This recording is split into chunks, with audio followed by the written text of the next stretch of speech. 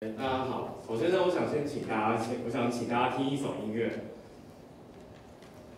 然后大家可以慢慢闭上眼睛，然后想象一下现在在哪个环境里，联想到什么事情呢？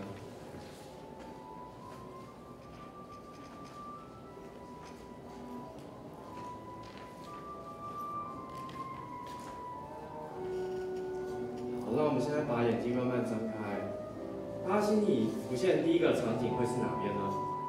我想大家应该是可能是艺文中心，可能是养听院，但这首美妙的曲子是在哪呢？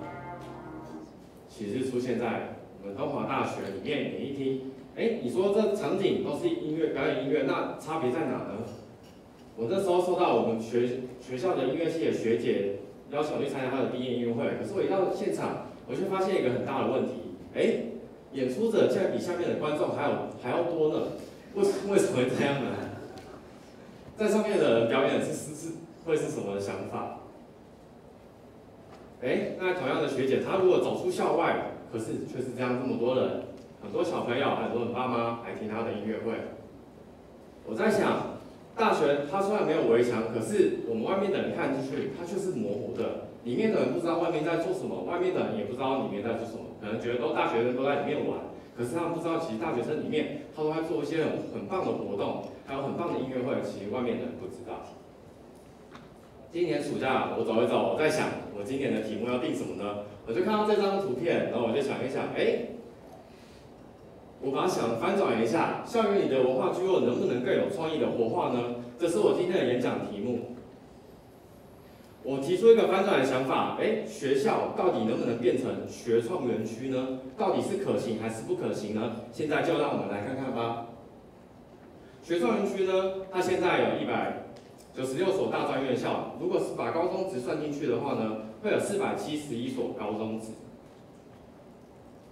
这张照片出来，可能一些老一辈的或者是年轻的小时候都有一些记忆浮现出来，可能是被爸爸妈妈、爷爷奶奶带去一些家里附近的巷口去欣赏歌仔戏还有布袋戏，相信大家都有一些记忆浮现出来。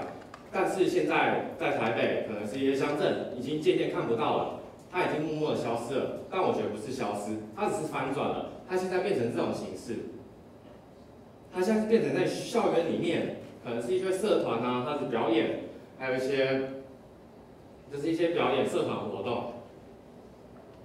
你说学创园区有什么呢？学创园区非常多，它跟艺文中心一样多，跟文创园区功能一样多。它有什么呢？第一个设计展，还有学校的演讲活动、社团活动、音乐会、戏剧、舞蹈，还有艺术展，还有像现在这么棒的一个 talk show。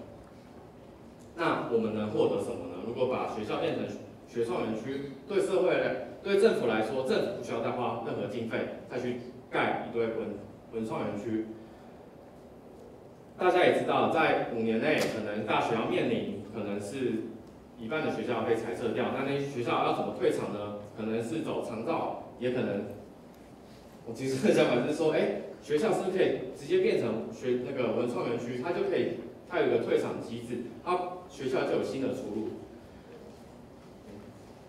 那对学生方面来说呢，他可以实践他的理想还有梦想，他在学校所学的课程，还有一些他自己兴趣，他可以借由活动展现出来给大家所看到。那对于民众来说呢，巷口的歌仔戏不见了，那我们是不是可以走到我家附近的学校，我可以欣赏到很多社团活动，还有一些音乐会，或者是一些英语歌剧表演。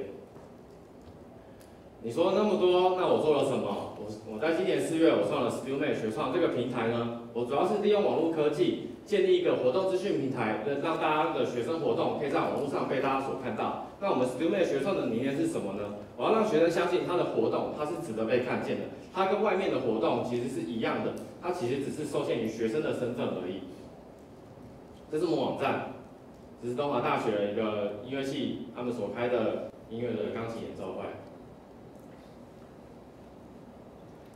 我们这个系统呢，我们是用地区来分类，来分为北中南东，还有中区、南区各个再详细的县市。我会分那么细，是因为想说，或许这些东西对我们北部的小孩子来说，这是很稀松平常的事情。可能是我到旁边的学校，或者是松烟，我就可以欣赏到很棒的展览或艺术展。可是那一些至于偏乡呢，偏乡的孩子呢，这些对他来说是遥不可及的，他还需要跑到大老远到市区或者是到台北才能欣赏到这些很棒的演出。那我进入这个系统呢，它是不是可以直接借由网页，它就可以得到这些资讯，它可以在旁边的学校就可以参加了。那我们学创到底要做什么？我们学创呢，主要是让学生实现他自己的梦想和理想，借由活动让他展现出来。我觉得最重要的是，我们学创是要让什么？每个人心里就像住了一个超人一样，他总是希望被渴望、被大家所看见，满足他的成就感。大家都曾经是学生，当过社团或者是办过研讨会，当然都希望自己办的活动都是坐满的人。我觉得这样对他的信心会建立的非常好。如果你办一场活动花了4个月来筹办，可是来的却是小猫两三只，我想你下次应该也不会有信心想办下一场活动了。学生建立的信心和自信心，他的兴趣会更加的专精，他也就是继续往这方面的发展，他未来他可以成为这方面的专家，他可以往这些方向继续的前进。如果用两句简单的话来总结学创是做什么呢？我想学创就是说学生的创意，它来自于学生，来自于学生的双手，来自于学生那颗心。现在就让我们走进附近学校的校园，让我们一起参加学创这个活动吧。我是安佳姐，谢谢。谢谢第9位选手安佳姐带来的分享。